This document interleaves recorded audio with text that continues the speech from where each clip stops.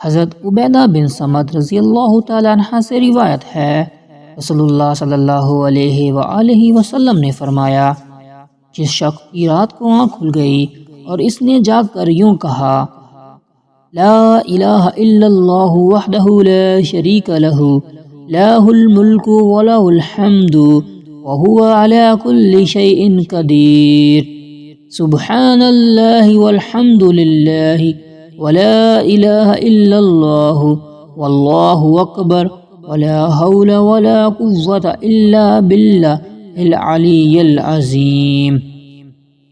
اکیلے اللہ کے سوا کوئی معبود نہیں، اس کا کوئی شریک نہیں، بادشاہی اسی کی ہے اور اسی کے لیے سب تعریف ہے، اور وہ ہر چیز پر کامل قدرت رکھتا ہے۔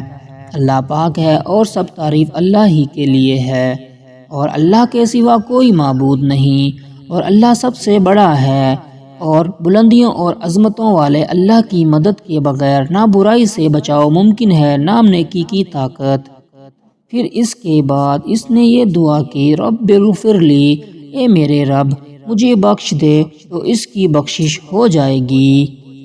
راوی حدیث ولید بن مسلم بیان کرتے ہیں کہ یا آپ صلی اللہ علیہ وآلہ وسلم نے یوں فرمایا، پھر دعا کرتا ہے تو اس کی دعا قبول ہو جائے گی، اگر اٹھ کر وضو کرتا ہے پھر نماز پڑھتا ہے تو اس کی نماز قبول ہوتی ہے۔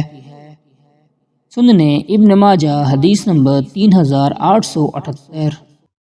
حضرت ربیعہ بن کعب اسلمی رضی اللہ تعالیٰ عنہ سے روایت ہے، وہ رسول اللہ صلی اللہ علیہ وآلہ وسلم کے دروازے کے قریب رات گزارتے تھے۔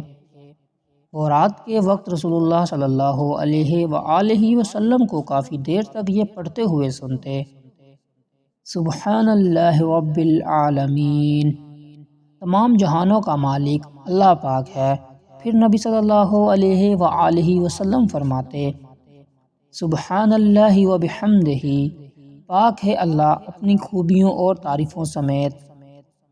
سننے ابن ماجہ حدیث نمبر 3879۔